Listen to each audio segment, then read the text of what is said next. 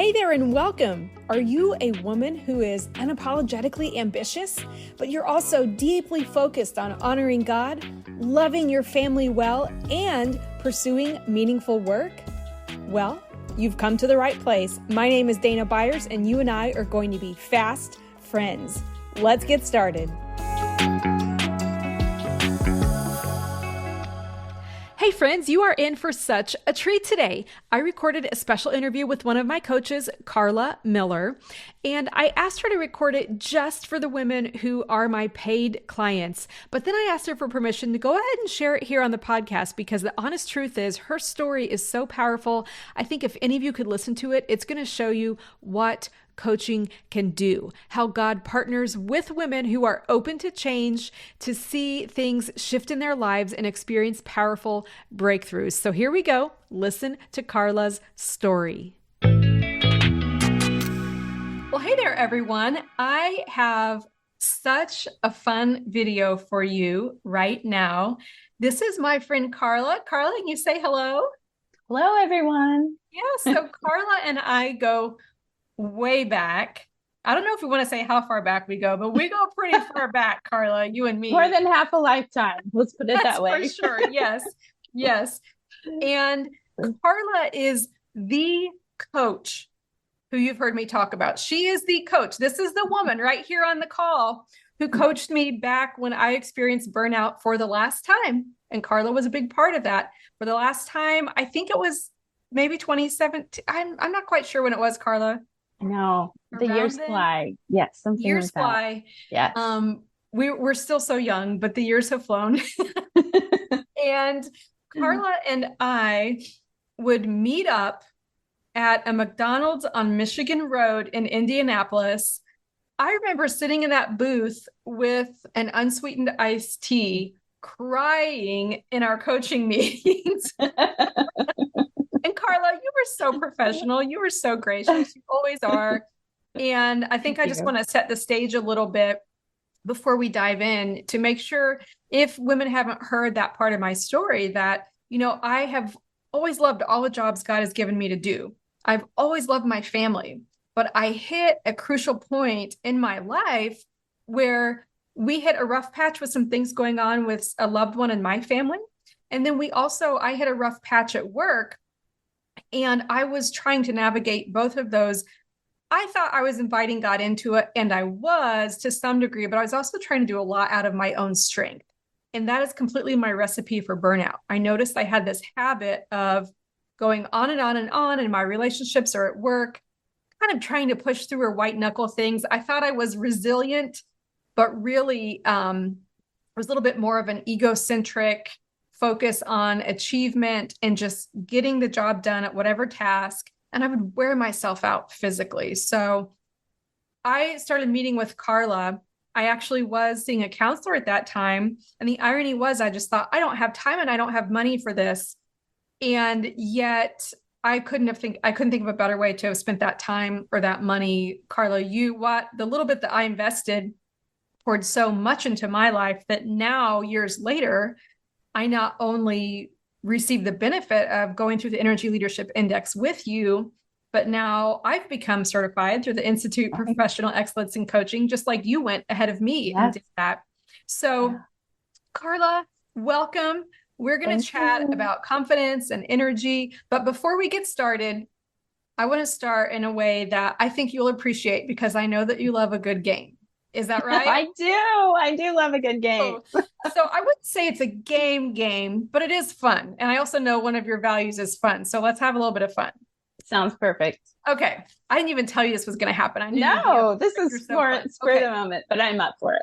So I've got 1, 2, 3, 4, 5, 6, 7 cards here. Pick one, and we're going to do a little icebreaker question.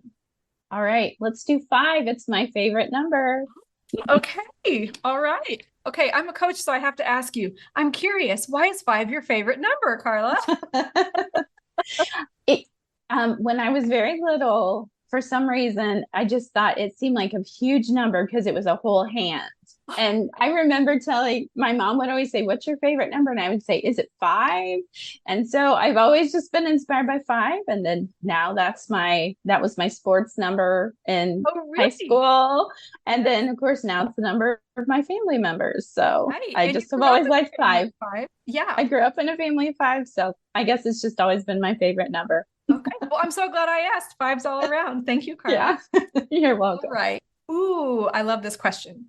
What did you see recently that warmed your heart? Oh, goodness. We, as a family, went to the movie Unsung Hero this past weekend. That is the background story, for those of you who don't know, of the Smallbone family, which was Rebecca St. James and now the singers for King and Country. And so we went as a family this weekend, and I was just really warmed by their faith journey and the way that God led them to America and sustained them, and the way that they've continued to grow closer as a family through all the trials and tribulations that came their way. So that would be something I saw recently that warmed my heart. Oh, I love that. Thank you for sharing that, Carla. Yeah, I see some of your absolutely. values in that answer as well. You have a big value for family for sure. That's Yes, really sweet. absolutely. And faith. And faith, absolutely. Yeah, Yes, yes. yes. Well, given that you are ahead of me in this journey, this understanding of the Energy Leadership Index, this understanding of building godly, authentic confidence by having a self awareness about the way God created us and kind of how we show up with our different energy levels, I thought it would be really incredible to hear from you after you've coached women for so many years to share with us, maybe some of your observations. I'd love to hear what are your observations on how women can maximize their understanding of kind of their energy levels and how they show up when it comes to their careers, how they're showing up at work and the way they present themselves. What are some observations that you've made over the years? I have found that energy levels are critical for your professional life, personal life, every single aspect of your life. They're really critical. And I have a very similar story to the power of the Energy Leadership Index that I'll share a little bit later, how I actually stumbled upon this myself and the difference that it made in my own world. But when I work with clients who are specifically focused on their professional life and wanting to grow and change there, or maybe they feel stuck there, or perhaps they're just promoted to a new position and they're trying to get their feet under them and figure out what they can do. I found that there's 3 major ways that they can use the Energy Leadership Index and knowing their own assessment. The first thing that I've really found is that they use it to manage their own triggers. And so often they'll start to recognize, oh, every time I meet with my boss, I drop to this energy level. Or every time I go into this meeting and or this topic comes up, I feel anxious or anxiety and I slip into level 1. And so they start to recognize their own patterns in the workplace when they're aware of Energy Leadership Index. And then they start to recognize this isn't really how I want to show up as a leader. This really isn't me at home. This isn't really me in this volunteer role. I don't want to be this version of me here either. And so they start to be able to recognize, oh, I can choose differently, and they can create a plan around how they want to respond. And that is so powerful to them to recognize that they are no longer following the impact of what is happening to them. They're not responding anymore or reacting anymore. They're responding in a way that they want to respond. So that's been huge for my clients that I've worked with to be able to manage their own triggers. Another really, really powerful thing, and I think almost equally as beneficial, is those clients that I work with that are managing others. It gives them the ability to understand where their team members are coming from, where their coworkers are coming from, and to be able to know what those particular individuals need for support. So, for example, I've had clients who have an underperformer that they have to address. some of their team members' lack of results with and have that quote unquote tough conversation or work improvement plan. And so they can use the energy levels to understand how to come alongside and support that employee. Whether they're feeling overwhelmed, there's some certain action steps you can take. Whether they're feeling angry or frustrated or burnt out, there's some action steps you can take. And so it's been really helpful them to learn how to support their team better by using energy leadership. They can also lead from the bottom up. I say that sometimes, not all managers are created equally. And sometimes you're blessed with an amazing manager who's very supportive and gives you exactly what you need. But other times you may have an experience with a manager that is just exceptional at their job, but perhaps not the best leader. And you can use energy leadership to, as I call it, lead from the bottom up in those scenarios as well. And the third or fourth way that I've really seen clients utilize this in the workforce is navigating company-wide communication. So I actually had a client who came to me on our coaching call very upset because she recognized that the tone set from the CEO down was very toxic. It was very level 2 language. And she was told to pass this on to her team. Well, she doesn't operate at level 2. She has a very much a level 5 energy and mentality. And she did not want to lead with that sort of controlling aura around it. And so she was able to tweak her language, tweak the approach, and it went so much better. And she was able to address and recognize this was bothering her because she did not resonate at this level, but this was the communication, this was the language coming from the C-suite.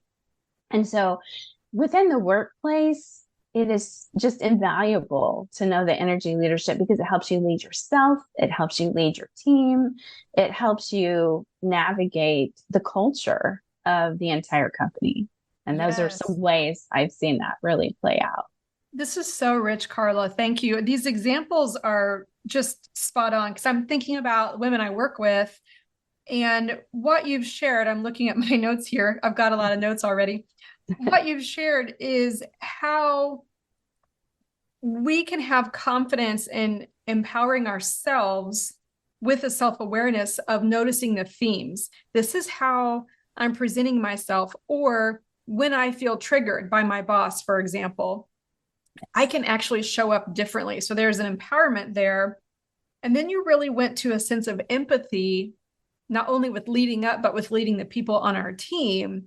I think that's something I don't hear a lot about. And I love that you shined a kind of a spotlight on this, Carla, that we can lead with empathy, lead up or lead our team with empathy by trying to appropriately assess where their energy levels might be and not judge them for it, but use our example to potentially invite them into an experience of a higher energy level. Maybe from just that strict responsibility level of level 3, inviting them up to a level 4 or level 5 would be amazing. That win-win. And then that example you shared of the company-wide communication being toxic and not reflecting your client here, that's someone who I think you said was an executive, maybe even the CEO of the company, but she understood, she had the confidence to feel empowered to improve upon what was happening without making judgment, without putting anyone down, but to improve the experience. And those are the things that I think is where, if you will, the magic kind of comes in with energy levels, where she's improving the employee's experience and she's not the CEO. Like we get to have impact on others' lives by taking the time to truly become self-aware. It improves our experience of life, but it also blesses those who interact with us around us. It's just incredible. Absolutely. It is absolutely incredible. And, being able to process that outside of the work environment with someone who understood the energy level. And she was tempted to be drawn into that. She said, I just feel very angry. She was having the emotions of that level 2 energy. And then we were able to look at it and it clicked here's why it's bothering me, because they're operating from this energy level and I'm getting sucked into that. And I don't want to choose that and then choose to separate. So again, just the ability to get outside and to process that, and to go through what that looks like and why she was drawn toward that. I remember chatting with you briefly about a level 2 kind of experience I was feeling at work. And this was years ago, but I just remember you letting me know, well, you don't have to stay there. And I was kind of like, what do you mean I don't have to stay here? Like, this is not right. fair, you know? Right. And it didn't mean that the circumstance changed, but my experience of that circumstance changed. Yes. By looking at that level 2 energy fully in the face and allowing myself to feel it.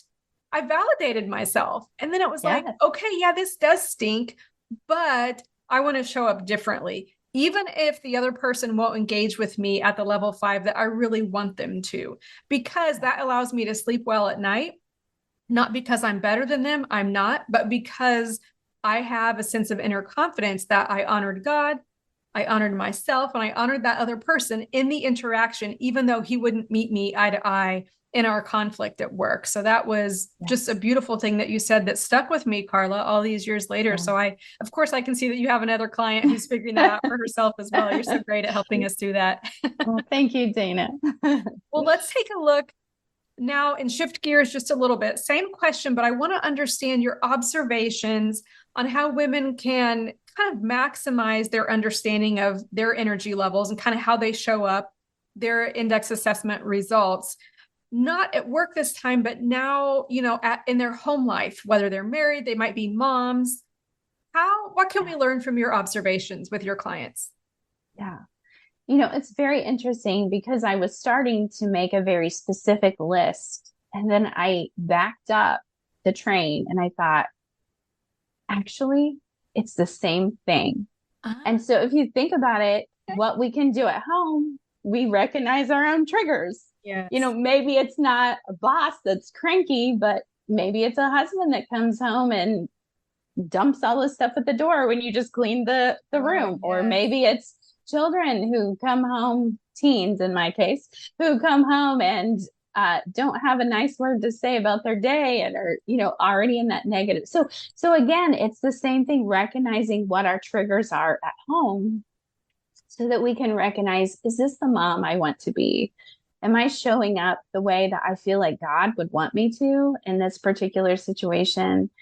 Am I creating a positive environment for my family to come home to if I'm at home before them? Or when I do come home, am I raising them up to the higher energy levels because that's where I'm resonating? And so again, we can do the same thing as recognizing our own triggers.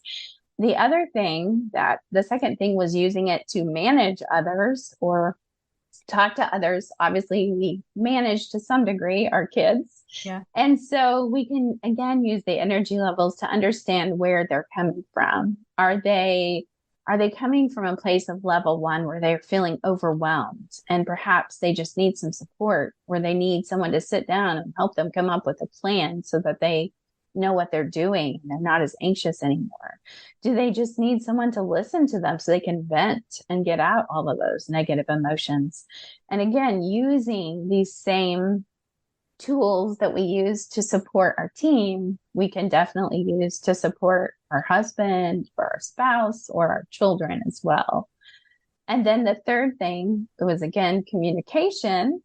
We can use that when we communicate with our kids. We can come from a level 4 or a level 5 communication.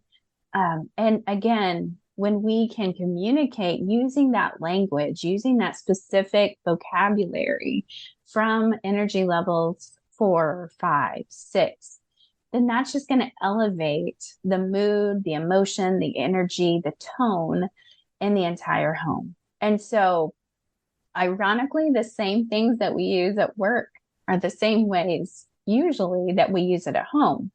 But sometimes we're not as good at recognizing it at home because we're steeped in that. Yes. We have so much background history there in our home. And so sometimes we may need to get a little outside feedback from a coach, from a counselor, from our spouse, some honest feedback on the things that are our triggers in that situation, because sometimes I don't think it's quite as easy to see those since we are so steeped in history in our home.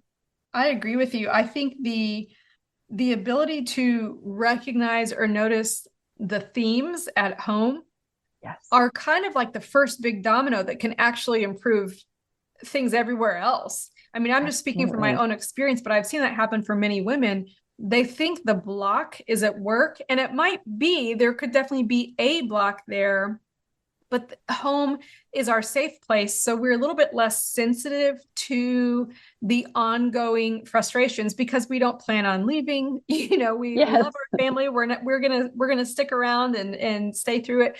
So because of that, because there could be a temporary approach to our job, when I'm coaching women, they're like, well, maybe I should just leave. Well, at home, we don't think that way generally. So the ability for us to say, wait, I could actually improve the environment by starting there, that would be a really cool approach, I think, for any of the women listening to this who might be really frustrated at work. You could maybe switch gears, give your brain a break, and let yourself use that creative approach and just improve your home experience. A coaching question that came to mind when you were sharing, Carla, was the question of, how do I contribute to my home environment? Like that. You said, once I really started becoming more intentional about my energy levels, my home became a much less negative place. Was it extremely negative? I wouldn't say so, but my experience of being in my home meant that I got to lead in ways that invited people into just healthier communication. And I would see my kids maturing, and I just thought, wow, this is amazing. Well, they didn't have as great of an example as they could have had. And so they started making better choices in their communication. And it was just this beautiful, but kind of benevolent upward cycle of improving that environment. And that inspired me to be able to bring authentic, positive energy to work, where I was able to tackle those relationships in a better way too. I love that. It's the wheel of life, right? Yes. When we improve one area of our wheel, it's going to bump out the entire wheel. We have more energy and more capacity. Yes. That's so true. And I don't know if you heard this. I think I came from coaching school, but when one individual changes, the relationship changes. And I thought that is so true. We can't necessarily change someone else, but when we change, our dynamic with that other person changes. And that is just such a powerful place. Yeah. Yes. It's so encouraging too, isn't it? It is. Empowered to step forward with confident action that this relationship is going to change because I'm committed to intentionally showing up in a way that I have my own back, but I also care about the relationship. And that's just an incredible thought. Very energizing. It is. Absolutely. Well, let's talk about limiting beliefs. Limiting beliefs are such a fascinating topic to me. I think, this is a good segue because we were just talking about how at home, sometimes we don't notice our patterns of behavior or the triggers because we're so used to it. Limiting beliefs we can be completely blindsided by them because we've been living with them for so long. They're like the invisible friend we didn't know was there, but except they're not really friends. So what are some common limiting beliefs that you have seen women work through in order to go kind of from that level 1, 2, 3 energy towards a level 5 energy? What would be some common beliefs you've noticed? Well, a little bit about my specific niche. I have a child with special needs. I have a daughter that has a very rare genetic disorder. And so we have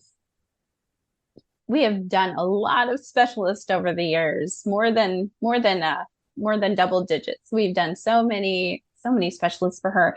And so because that was so much a part of our journey and my story and motherhood, it makes sense. A lot of moms who had that similar pathway were drawn to me. So there were a lot of, and I'll just say this challenge is blank. This challenge is terrible. This disability is overwhelming. So that seemed to be a common theme. And honestly, that was what I started, the limiting belief that I started with, that I'm just going to have to deal with this the rest of my life. It'll never be amazing. It'll never be good, but I'm going to learn how to make lemonade out of this lemon was basically where I had gotten to. in my life. And that is a very common theme that I have heard from. It may be special needs, it may be marriage, it may be career, whatever that thing is. That is a common limiting belief or gale that I hear when I am coaching several of my clients. So that would probably be the one that sticks out to me. It looks different in different people's lives, but the message is the same. This, whatever it is terrible. So Very relatable. Yeah. yes. Yes. So what Can would I you share a little of my story about yes, Dara that would be and wonderful. I would love it. how Please. that impacted? So my own story of recognizing the power of energy leadership really came from this same experience. I have triplets, so motherhood was just kind of crazy from the get-go. And not too long into that, we recognized, our daughter was just not quite developing the same way as our other two. You could see that perfectly clear when they're the same age. And so we started down this path of investigating like any mom and trying to figure out what it would take to support her and what she needed and if there was a piece that we were missing. And as I mentioned, we didn't find out literally until she was 15 about her rare genetic disorder. And so for so long, I was managing all of her health needs because this specialist could help me with this component. This specialist could help me with this component, but no one could put all the pieces together. That was on me. I was the one doing all of that. And as a result, like I said, I had started off that overwhelmed level 1. I'd kind of gotten angry, frustrated that this was my journey. And I'd probably gotten up to about an energy level 3 where I was coping and tolerating with this situation. And I thought that was probably as good as it was going to get. I had my faith. I believed that God had a plan, that he would do some good things from this, but I still believed that it was a bad thing intrinsically, that I was just a challenge I was going to be to deal with. And I distinctly remember, Dana, going through the IPEC coaching program, reading the energy leadership book. And it was as if a phrase jumped off at me off the page. And it was, what's the opportunity here? And it was almost like God spoke to me in that moment. And I just remember answering almost out loud, there is no opportunity in this. This is bad. This is hard. And then I just remember, I think the Holy Spirit whispering to me, but what if there is? And that started everything changing, because then I started pondering, what if there is something good that could come of this? And I started to instead of looking at what was wrong, to start to look for the opportunity of what could be right about this. And everything shifted from that moment. That weight that I had been carrying for so long just began to melt away. And I just began to see the goodness of what God had done by allowing this to be a part of our story. I appreciate things about life that I never would have if I didn't have my daughter. I understand what really matters in life, what the real meaning of life is. I was able to pursue coaching because I probably wouldn't have known about it if I hadn't needed some help and support myself. And I absolutely love this profession. I love getting to help and walk alongside other women. And so I began to see more and more and more that this was actually an opportunity for good things. And as you know, from energy leadership, that's shifting from level 1 up to that level 5 or level 6, where we see that there is a meaning and a purpose and there's opportunity in everything, and it's not bad. And I was re-energized, and I got my Carla self back, as I would say. Yeah. And so my own journey with understanding energy leadership is really what shifted me from coping and tolerating to really feeling like I was thriving again. And so I just wanted to give this gift to other women. And so, no surprise, a lot of the moms are drawn to my story, and they all have their own thing, or, that they consider they're hard or they're bad, that they're coping and tolerating with. And so we work a lot on looking for those opportunities, shifting our energy, changing our thoughts around that. And for my clients who have a faith, tapping into the Bible promises, that God can work for good, all things for the good. And it's looking for his good and his glory and all of those things. So that is my own story with energy leadership. And that came out of coaching and studying it. And it was so transformative to me that it really became the gift I love to give to other people who were seeking for that as well. Yes. Carla, thank you for sharing that. I mean, what a beautiful story. And you share it so eloquently that I'm sure it doesn't completely reflect all of the true pain and agony and heartbreak that you've experienced over the years. And I just want to acknowledge that in you, because I know that. I know you've walked through that. Now, I don't understand it nearly as much as you do, but in my limited understanding, I know you have. And I want to show appreciation for that. And I also just want to thank God for that, because whenever we talk about shifting energy, there's no forced thinking. I'll tell clients, I'm not going to tell you to believe anything. That is not worth your time or your money. And you don't want to lie to yourself.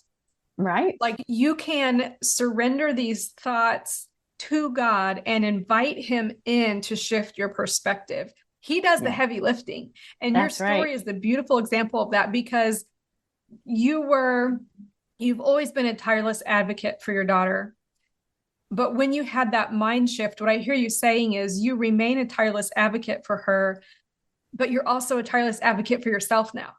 Like, you recognize you can thrive in the midst of this experience so that you get to show up the way you want to as a mom, but also as a coach and as a wife and as a friend and as a volunteer at church and all these other beautiful aspects of your life that you get to do without burning out, because the scenario that did bring pain now is contributing to your thriving because of your appreciation for it. Yeah, exactly. When your perspective on your pain shifts, it becomes your opportunity to be a helper and to help yourself, like you said. Yes. Absolutely. Yeah, that big question that comes out of this that I want to make sure everyone hears is, what's the opportunity here?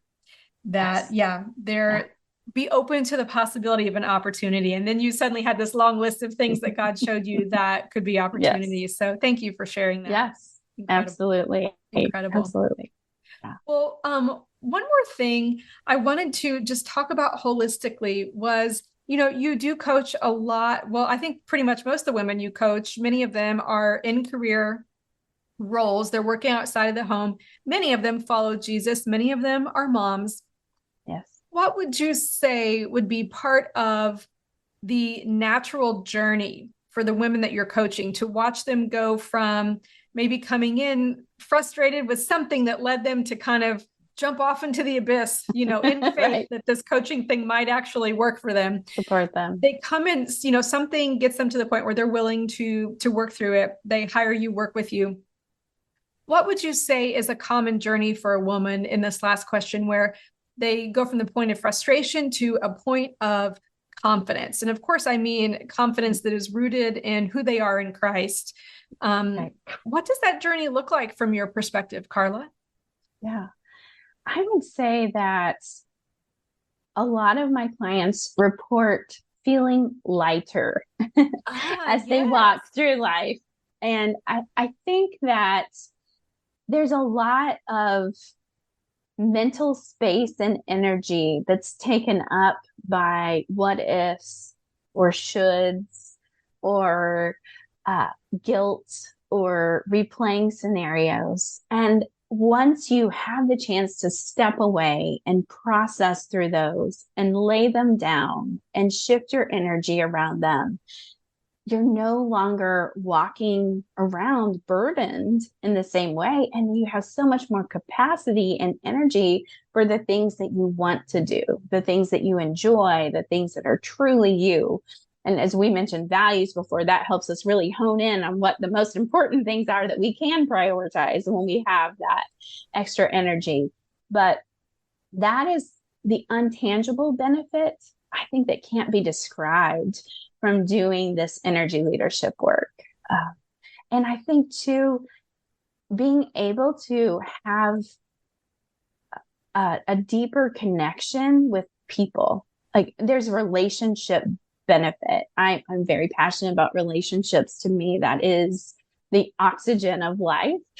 But being able to have more compassion for people who trigger you, being able to be more positive and have life-giving friends because you connect on those higher energy levels. Those are other intangibles that can't really, it's hard to articulate how beneficial and meaningful those things are. So those are two ways that I've seen some of my clients really relish the results of energy leadership in their relationships and just the way that they show up and feel in life in general. I'm sure you've probably experienced similar, Dana. Yes, when you coached me, Carla. I mean, as explaining here, you mentioned twice, like it's hard to articulate. And I'm like, you're actually doing a perfect job of it. Like, well, thanks. How do we quantify feeling lighter? Like, how do we? It's worth it's lighter. Something money can't buy. Right. Feeling lighter. Part of the Dana Byers coaching logo has this kind of little squiggle underneath it. And it's really a knot that's being untangled. And when I worked on that logo with the branding team, I was thinking about how when I met with you, Carla, I literally brought kind of this, I thought you could look at me and see all the tangled knots in my mind. Of course, you never judged me, but I was like, she can probably see. It's like, I need to open up my head, dump out all these knots, and one by one, we're just going to untangle them. And that's what happens in coaching, particularly me. I'm very partial to coaches who follow Jesus because we get to look holistically at the knots in our head, our mental knots, our emotional knots, invite God into that scenario, see what his word says, see what he would show us uniquely about our scenarios. And then, in a place of vulnerability, be able to receive the validation we need, be able to listen to our thoughts and feelings, acknowledge those, and then move forward with confidence because of the self-awareness we have. And I think that's a beautiful thing about going through this kind of coaching, because we also, we aren't trying to learn about ourselves for the sake of puffing ourselves up. We're trying to understand how we work, what gets our gears going, so that we can bring a better result to all the people. Like you mentioned, relationships are such high value to us. The people we're in relationship, whether it's at work, family, friends at church, my neighbors, whatever that looks like, we get to respond in a beautiful way because we've taken the time to understand ourselves. And then, as you said, when one person changes in a relationship, that relationship changes. So we get to be the person, we get to go first maybe, but we will see improvement in that over time. And it's such a rewarding experience. I think you really captured it well with your words, Carla. Thank you. Well, thank you so much for making time to share with us today. You are a treasure to me. I am thankful for your example. I'm following your lead. And I just thank you for making time to share with my clients. Before we wrap up, Carla, where can anyone find you? Where's the best place to find you? Sure. So I am on Facebook, Carla Miller Coaching. Also, my website is carlamillercoaching.com. I am in Indiana. So for all of those Indiana friends that follow along to Dana's podcast, maybe I've seen you somewhere. That is where people will find me. Thank you so much for having me, Dana. It's a blessing to watch you and cheer you on. You're amazing in this space and at what you do. I learn from you as much as you learn from me. So thank you, Carla. I appreciate it so much. You're welcome. Hey there, have you grabbed your free 2-minute stress stopper yet? If not, what the heck are you waiting for? Get immediate access to these powerful coaching questions that are going to help you calm down fast at danabyers.coaching.com/free. See you soon.